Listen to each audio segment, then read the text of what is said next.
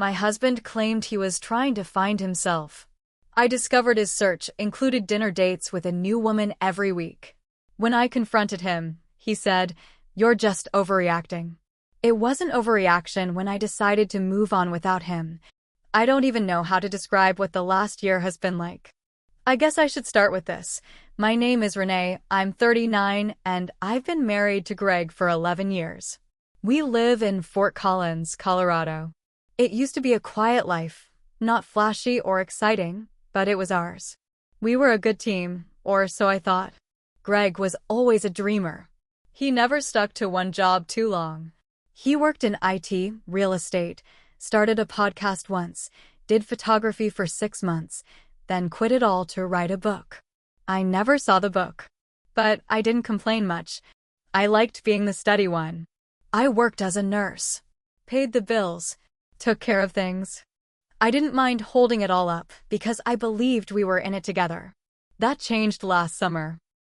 Greg came home one night after a long walk and said, "I feel lost. Like I don't know who I am anymore." I sat with him for hours, listened, asked questions. He cried a little. I felt bad for him. I told him to see a therapist, maybe take some time to journal or figure things out. He took that idea and ran with it, but not in the way I expected. A few weeks later, he said, "I need to explore myself. I'm not leaving or anything, but I need space. I'm gonna start going to some workshops and retreats." I thought it was kind of dramatic, but if that's what he needed, I wasn't going to stop him. At first, it was little stuff. He'd go out 2-3 nights a week. Said he was at men's circles, sound healing, breathing classes. I didn't question it too much. He'd come home late, tired, sometimes smelling like incense. Then it became 4 nights a week. Then 5. Then he started staying out overnight, saying he crashed on a friend's couch because he didn't want to break the energy of the event. I didn't want to be the nagging wife, so I gave him his space. But something felt off. He was weird with his phone. Started carrying it into the bathroom, sleeping with it under his pillow. He stopped looking me in the eyes when I asked how things were going. Then one day I was doing laundry and found a receipt in his jeans pocket. It was from a steakhouse. 2 entrees, 2 glasses of wine, dessert. A Thursday night, he told me he was at a meditation class. I waited, just watched. I didn't want to jump to conclusions. Maybe he met a friend. Maybe it was innocent. But it kept happening. Different receipts. Same pattern. Nice restaurants. Always dinner for 2. Always on nights he claimed he was at some spiritual event. I checked his Google Maps history. It didn't match what he told me. I started saving everything. Photos of receipts, screenshots of text previews I caught on his lock screen. He had names in his phone I'd never heard of. Sierra, breathwork. Kara, energy class. Lana, spirit coach. I started clicking through his emails when he forgot to log out one day. He had RSVP'd to some weird events, but also to dinner reservations under his name for 2. Sometimes with notes, anniversary, or first time meeting, smiley face, anniversary. That hit hard. And then came our own anniversary. I made dinner. His favorite. Chicken marsala. Garlic bread. Bought a decent bottle of wine. I got off work early just to cook. Lit candles. Set the table. He didn't come home. I waited from 6 p.m. to almost 1 a.m. I called. No answer. Texted. No reply. He walked in finally, smelled like cologne and whiskey, and acted like I was overreacting when I pointed to the table. "Oh, right," he said, looking at the cold food. I lost track of time. "You're kind of overreacting." He said it like I was the problem. I didn't yell. I didn't throw anything. I just looked at him. Something inside me went dead right then. Like a switch flipped. I said, "Okay. That's it. Just okay." Because I was done being the one holding it together. I was done being quiet, patient, and understanding. I didn't tell him I was planning to leave. I didn't argue. I let him keep thinking I was too emotional, too clingy, too needy. I just started planning my way out. I started making copies of everything. All the receipts, emails, screenshots, put them on a flash drive and hid it in my locker at work. Just in case. I quietly opened my own checking account. Got a P.O. box. Transferred a little money here and there so it wouldn't raise red flags. I even talked to a divorce attorney one afternoon during my lunch break. Told her everything. She said, "You've got more than enough to make this work in your favor." But I didn't want just a clean break. I wanted him to feel it. I spent the next few weeks playing the role of the clueless, forgiving wife. Smiling when he came home, acting like I believed the stories. I even bought him a new journal, said I was proud of how seriously he was taking his healing. He had no idea I was building my case. Then one night, I borrowed his laptop while he was in the shower. He left it open. Big mistake. There was a folder called Journey on his desktop. It was full of photos. Not just nature hikes or group shots from workshops.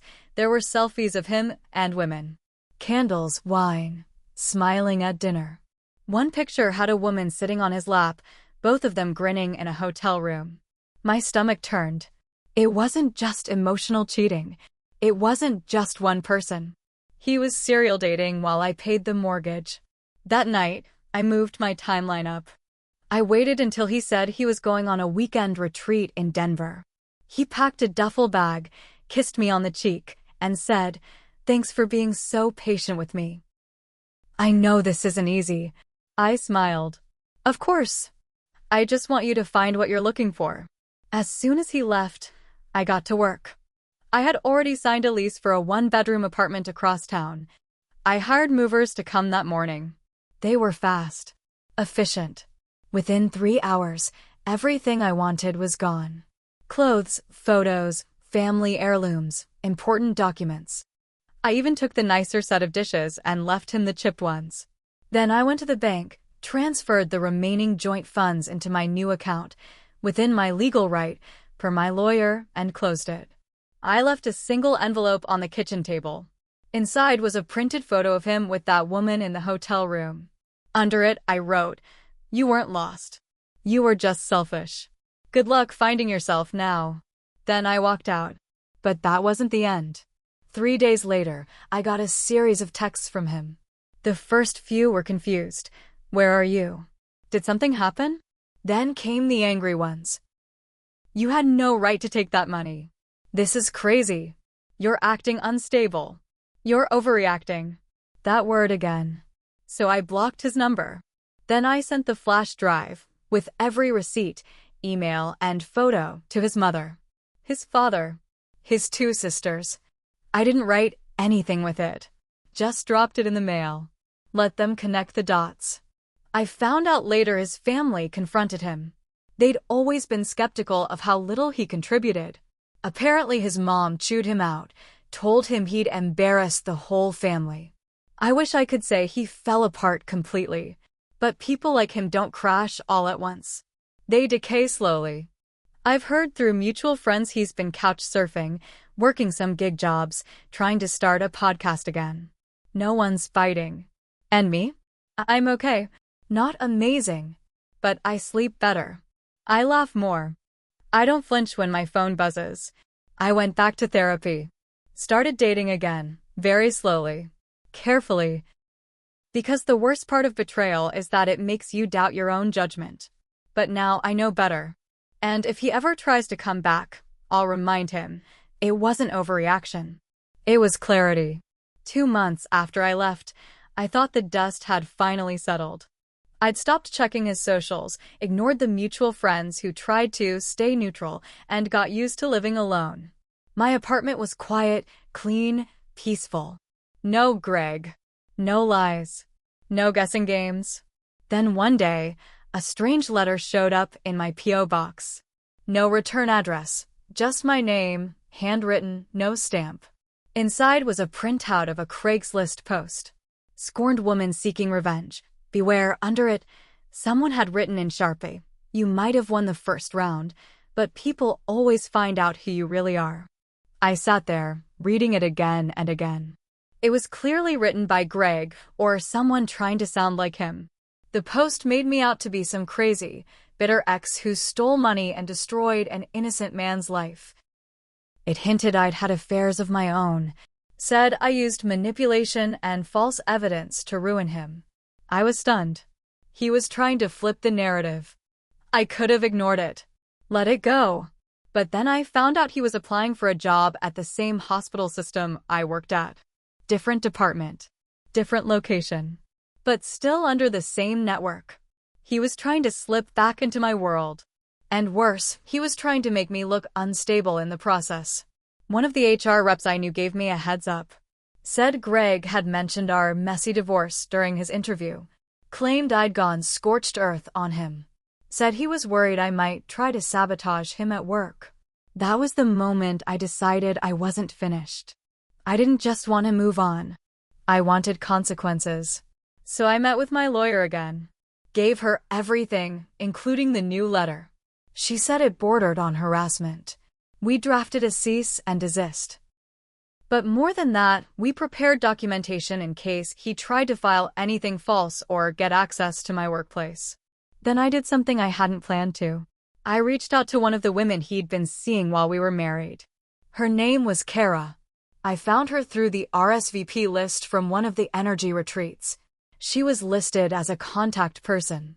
I sent her a short message through Facebook, just said, "Hey, did you know Greg was married the whole time you two were seeing each other?" She replied, fast. Turned out, Greg had told her he was separated, but that I was holding on and refusing to let go. She was furious. We talked on the phone for almost 2 hours. She told me he'd love-bombed her, made big promises, even asked to borrow money once, which she thankfully never gave. She wasn't the only one. I posted a thread anonymously on a local forum, outlining my story, no names, just the pattern. Within 24 hours, 3 different women reached out to me privately. All said the same thing. He told them he was either divorced, separated, or married, but in an open relationship. One of them had been seeing him just 2 weeks before our anniversary dinner. And, just like that, I had my next move. I didn't want to make a public scene. That wasn't my style. But I wasn't going to let Greg keep rewriting the story, either. So I organized a private meetup with the women he had lied to. I picked a small coffee shop in Loveland, about 20 minutes away. Safe, quiet, not too close to where anyone lived. 4 of us met Kara, Lena, the woman from the hotel photo, her name was Monica, and me. All strangers, connected by one selfish man. We shared timelines. Compared stories. We figured out he was seeing at least 3 of us at once during a 4-month stretch, while still living with me. Kara had even met his parents once, and they never mentioned he was married. That pissed her off the most. The lies weren't small. He told Monica he was a trauma survivor rebuilding his life. Told Lena he was mourning a failed marriage caused by an abusive wife. That one stung the worst. We were all angry. But we were also smart and careful. Kara suggested we warn others, so we created a shared document with our stories, dates, photos, texts, and screenshots. Nothing defamatory. Just facts. Proof. First-person accounts. Then Lena, who worked in PR, helped us publish a blog, anonymous, but linked to a pattern. The faces of one man's lies. We didn't name him, but it wasn't hard to connect the dots if someone was dating him. The blog caught fire. Quietly, then quickly. It spread through local social media circles, especially in the New Age scene he hung around. Women shared it. People whispered. He got dropped from a speaking gig he had lined up about emotional resilience. Another retreat canceled on him, saying they didn't want bad energy. And that hospital job? Pulled the offer. Then came the fallout. Greg showed up at my apartment one night. Banged on the door for 10 minutes. I didn't answer. I just watched from the peephole while he paced and muttered and looked like he might cry. He slipped a note under the door. It said, "I'm sorry. I'm lost without you. Please stop." But I didn't stop. Because here's the truth. I let him destroy everything we had without a fight. I gave him chance after chance to be honest. And he used every one of those chances to hurt me worse. He told people I was unstable. He tried to drag me down when he realized I wasn't coming back. So no, I didn't stop. I sent the cease and desist. I gave the letter from him and the Craigslist post to the lawyer. She filed a formal complaint. I made sure everything I did was by the book. Legal, documented, and devastating. The last I heard, Greg moved back in with his parents. He tried starting a coaching business online. It tanked when someone linked to the blog in his Facebook comments. His reputation was shredded in every community he used to float through. And me? I moved out of that apartment last month. Got a better place, closer to work. Brighter. Warmer. I stopped looking over my shoulder. I started trusting myself again. I'll always carry the scar of what he did. And I won't pretend I didn't make mistakes. I ignored red flags. I let things slide. I thought love meant waiting it out. But in the end, I made sure he knew exactly what it feels like to be left behind. He called it overreacting. I call it justice. I thought it was over. I really did. 6 months passed. Life was good, quiet, normal, finally peaceful. I'd gotten a promotion at work, started dating someone new, very slowly, very cautiously, and even took a solo trip to Oregon just to clear my head and hike. For the first time in years, I felt like myself. Then one morning, I got a call from my bank. They flagged suspicious activity on a credit card I hadn't used in almost a year. It was one Greg and I had opened together back when we still had joint accounts. I'd paid off my half, closed it, or so I thought. Turns out, Greg had called the company claiming to be me, changed the email, changed the phone number, requested a replacement card, and they gave it to him. He'd racked up nearly $4,800 in just 2 weeks. Hotels, electronics, restaurant tabs, and Uber rides from places nowhere near Fort Collins. He was in Arizona, apparently. I felt that same cold rage creep back in, the same pit in my stomach. He wasn't just done wrecking the marriage. Now he was trying to wreck my credit. He didn't just want to move on, he wanted to leave a mess behind in my name. But this time, I was faster. I filed a police report, sent the bank my previous lawyer's documentation. They opened a fraud case and froze the account. I had all the evidence, statements, account access logs, everything. He'd slipped up and used his own name on an Uber ride. One of the deliveries even had a photo of him receiving the order. My lawyer called it identity theft. She also said we could take it a step further. Civil court. Sue for damages. Ruin his chances of ever crawling into a financial system again without this following him. So I said yes. It took months, but we got a court date. Greg showed up wearing a borrowed suit and a look on his face like this was all some misunderstanding. He tried to talk to me before it started. Said he was in a dark place, that he didn't know what else to do. I didn't say a word to him. I just watched him squirm while the judge read through everything. In the end, the judge ruled in my favor. Greg was fined. The charges stuck. The fraud was added to his record. I got my money back from the bank, and the damage to my credit was reversed. The last thing I saw before walking out of that courtroom was Greg sitting alone, head in his hands, realizing he had nothing left to spin.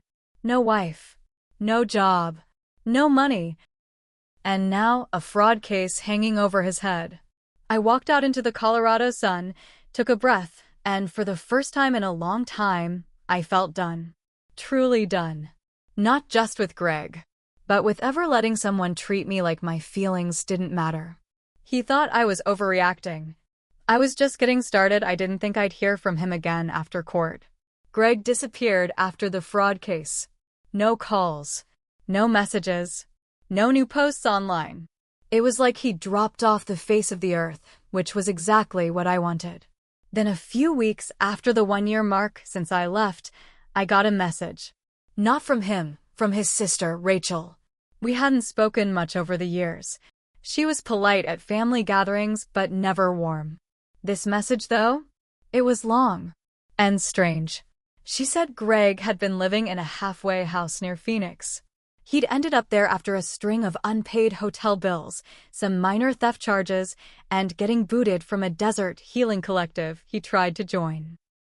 Apparently, he had a full mental breakdown, claimed the universe was punishing him. She told me he wanted to write me a letter. She said he knows he burned everything to the ground. But he says there's one more thing he needs to say. I didn't respond right away. Part of me didn't want to hear it. What was left to say? What apology could undo any of what he did? But curiosity got the better of me. I told her to give him a P.O. box address, not my real one. A week later, I got a plain white envelope. Inside was a single sheet of paper. His handwriting. Messy. Different. Renee, I know you don't owe me anything. I wouldn't read this if I were you. But I'm writing it anyway. I lied. I cheated. I made you feel small. I convinced myself I was on a journey when I was really just running away from being a man. You never stopped believing in me, and I repaid you with secrets and betrayal. I told people you were crazy because I couldn't stand what I saw in the mirror. I tried to make you look like the problem because I didn't want to admit I was the broken one. I don't expect forgiveness. I just wanted to say I see it now. Everything. You were never overreacting. You were just done surviving. Greg, I read it 3 times. Then I put it back in the envelope and left it in a drawer. Because the truth is, I didn't need it. Not the apology. Not the recognition. Not even the closure. I had already built that for myself. That's what people like Greg never understand. When you betray someone who loves you, they don't snap. They don't burn everything down. They rebuild quietly. And the life they create without you? That's the real revenge. He had his journey, and it led him straight to rock bottom. I had mine too, and it led me back to myself.